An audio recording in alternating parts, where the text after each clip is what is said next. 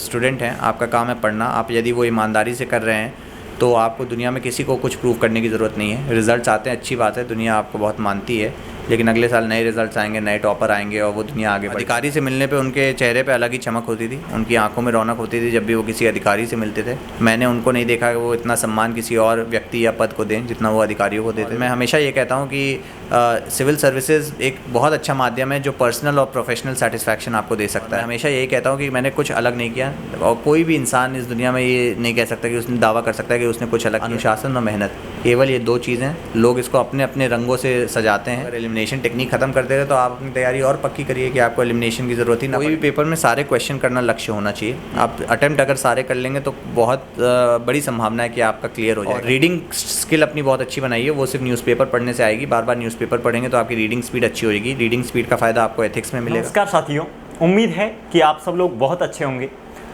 Students view पिछले कई दिनों से यूपीएससी टॉपर से मिला रहा है। इसी सीरीज में हमारे साथ सर है, सर की 37th रैंक है और हमारे साथ सर आए। सबसे पहले तो सर बहुत बहुत शुभकामनाएं आपको और बहुत धन्यवाद। बहुत बहुत धन्यवाद आपका कि आपने मुझे यहाँ बुलाया और शुभकामनाएं दी। सर सबसे पहले अपना इंट्रो शॉर्ट में और एजुकेशनल बैकग्राउंड।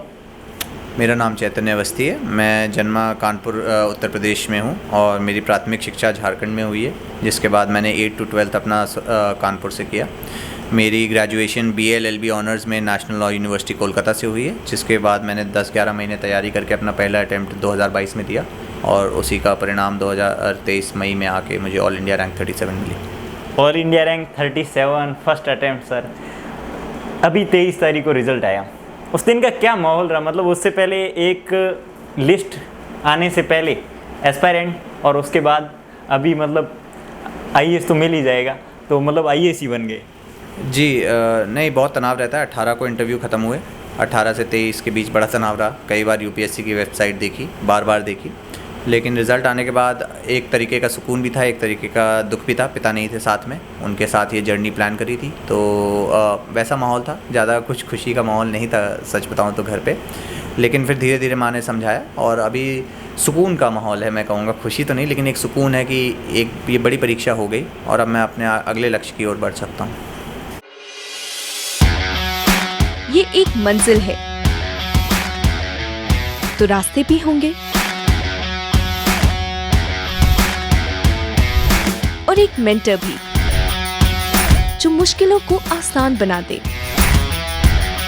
नतीजे संयोग नहीं होते, दूसरों से बेहतर स्कोर होते हैं। GS Score, an institute for civil services. Good career is a process, and mentoring at GS Score is driven by primarily two objectives. One is empowerment and another is excellence. This is what we are known for. कामयाबी की राह पर 1000 से भी ज्यादा निशान। GS Score।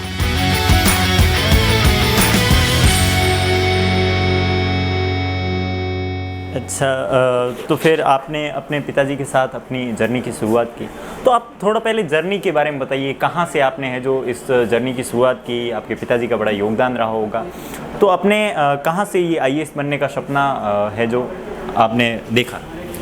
मेरे पिता पत्रकार थे, तो कई तरह के लोगों के साथ उनका उठना बैठना था, बड़ी बड़ी हस्तियों से मिलते थे, लेकिन अधिकारी से मिलने पे उनके चेहरे पे अलग ही चमक होती थी, उनकी आंखों में रौनक होती थी जब भी वो किसी अधिकारी से मिलते थे। मैंने उनको नहीं देखा कि वो इतना सम्मान किसी और व्यक्ति या पद को दें जितना वो अधिकारियों को देते थे। तो कहीं ना कहीं छोटे बच्चे के मन में वो छाप रह जाती है, उस तो शुरुआत वहाँ से थी। बड़ा हुआ, किताबें पढ़ी अधिकारियों की, देखा कितनी विस्तृत जिम्मेदारियाँ निभाते हैं, कितना थैंकलेस जॉब है, क्रेडिट नहीं मिलता है, कितने त्याग बलिदान करके वो इस देश के लिए अपने आप को सर्वस्व न्यौछावर कर देते हैं और हमें पता भी नहीं चलता है। तो ये सब चीज़ें आकर्षित करती थी और मैं हमेशा ये कहता हूँ कि सिविल सर्विसेज एक बहुत अच्छा माध्यम है जो पर्सनल और प्रोफेशनल सेटिस्फैक्शन आपको दे सकता है। आप खुश रहेंगे। मैंने कई अधिकारियों को देखा है, वो खुश हैं अपने जीवन से, क्योंकि उन्हें वो मौका मिल रहा है वो चीज़ें करने का जो कईयों को नहीं मिलता है, लेकिन वो मौका मेहनत से मिला है, इसलिए उन्होंने कमाया है, इसलिए वो हमेशा खुश रहता है। तो यही सब थी मेरी प्रेरणा इस परीक्षा को देने की। बहुत धन्यवाद सर। उसके बाद यदि अपन देखें तो आपने लॉ किया NLU कलकत्ता से, तो आपने UPSC की तैयारी कब से शुरू की? मतलब लॉ के साथ या फिर कैसे?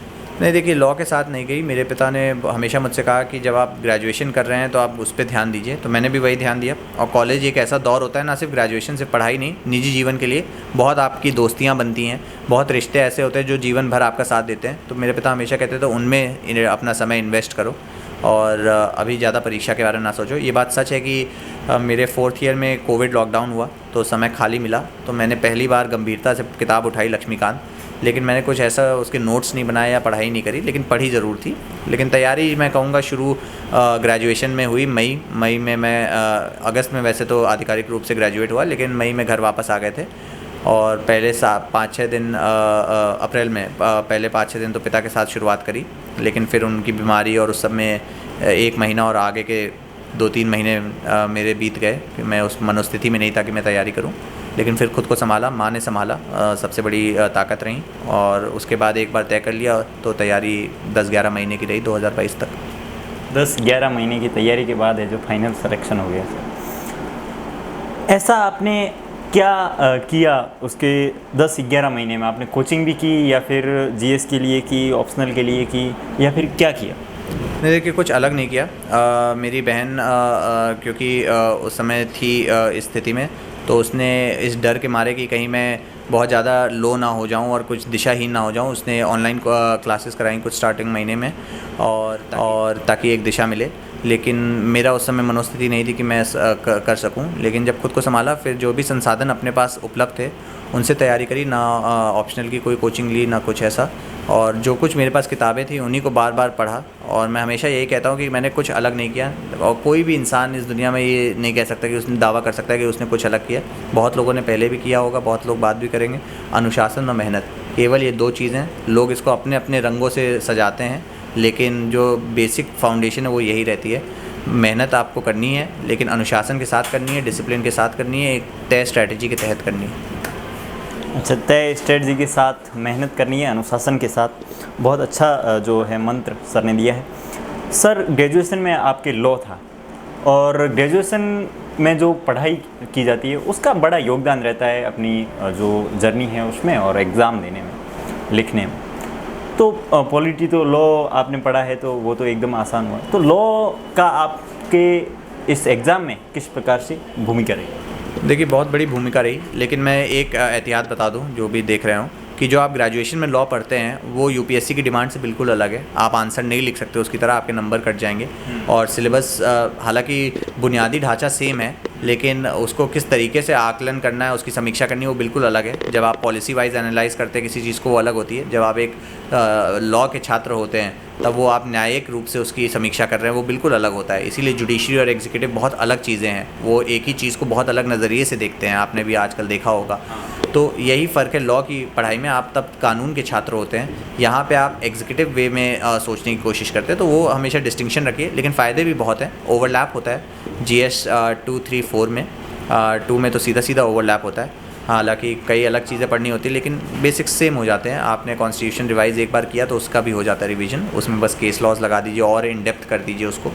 GS 3 में ओवरलैप मिल जाता है, कभी कभी इन्वायरमेंट एक्ट्स हो जाते हैं, कंटेम्प्रेरी लीगल डेवलपमेंट्स बहुत ज़्यादा GS 3 में ओवरलैप कर जाती हैं। GS 4 में भी ओवरलैप हो जाता है। जब आप लीगल जूरिस्प्रूडेंस पढ़ते हैं तो आप उससे एथिक्स की भी तैयारी कर सकते हैं, और एथिक्स कहीं ना कहीं बेस होते हैं लॉ का किसी भी सोसाइटी में, तो वो बड़ा ओवरलैप्स हेल्प करते हैं आपको और एनरिच करते हैं आपकी प्रिपरेशन को।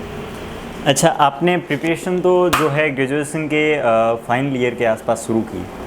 उससे पहले आपने ग्रेजुएशन के साथ साथ ऐसा क्या पढ़ा, क्या कुछ पढ़ा जो आपके लिए बहुत हेल्पफुल रहा ग्रेजुएशन के सब्जेक्ट लॉ के अलावा? मतलब जैसे फिक्शनल बुक्स हुई, नॉन फिक्शनल, तो ऐसा आपने क्या कुछ पढ़ा? नहीं, मेरी हॉबी हमेशा से पोइट्री रही है, और मैं बुक्स पढ़ने का शौकीन रहा हूँ। ये आदत मेरे बाबा ने मेरी डलवाई थी, तो उसका बड़ा हेल्प रहा। मैंने ऐसी कोई पढ़ाई की किताब तो नहीं पढ़ी उसके साथ साथ, लेकिन बाकी बुक्स पढ़ी, हॉबीज़ अपनी डेवलप करी, एनरिच करी, उनका मुझे फ़ायदा मिला आगे। अच्छा सर, 11 महीने में आपने ये एग्ज़ाम क्लियर किया है, तो आपने 11 महीने तो बहुत कम समय है, और उसके बाद तो फिर 11 महीने में ऐसे कहा जाता है कि 18 घंटे पढ़ते हैं, 16 घंटे पढ़ते हैं, तो आपने कितने घंटे पढ़ाई की और उस समय आपका क्या टाइम टेबल रहा?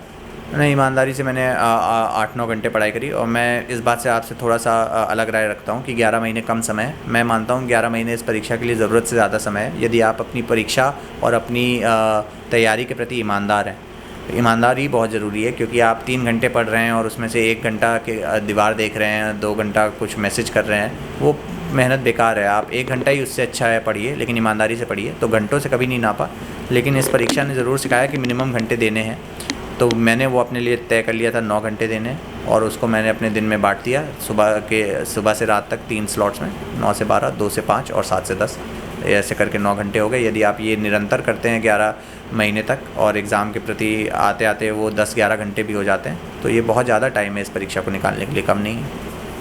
अच्छा सर, आपने जैसे मैसेज की, डिस्ट्रैक्शंस की बात की, तो अभी ये जो ज़माना है पूरा सोशल मीडिया का है। सोशल मीडिया में कोई भी युवा है इस उम्र का, वो रील्स देख रहा है, शॉर्ट्स देख रहा है, वीडियोस देख रहा है बार बार। तो मतलब कि डिस्ट्रैक्शन से आप किस प्रकार बचे उस समय? नहीं, मैं सोशल मीडिया पे रहा ही नहीं। मैंने कहा कि डिस्ट्रैक्शन के ख़त्म ही कर दो जो उस चीज़ को। लेकिन मैं बड़ा एक्टिव रहता था पहले सोशल मीडिया पे भी।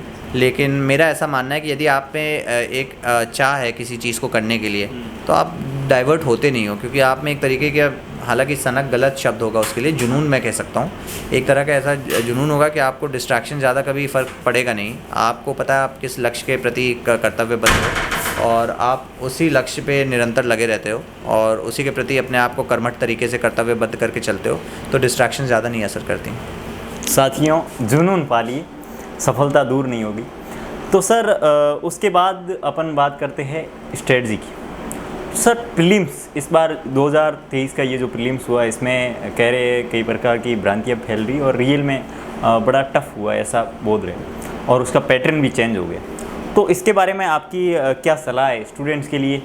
नहीं, मैंने देखिए मैंने पेपर देखा नहीं है और आकलन नहीं किया, तो उस पर टिप्पणी करना गलत होगा। जो कुछ मैंने सुना है अपने दोस्तों के माध्यम से, उससे मुझे पता चला है कि एलिमिनेशन टेक्निक और ये सब को ख़त्म कर दिया गया है और थोड़ा कठिन बनाया गया है पेपर।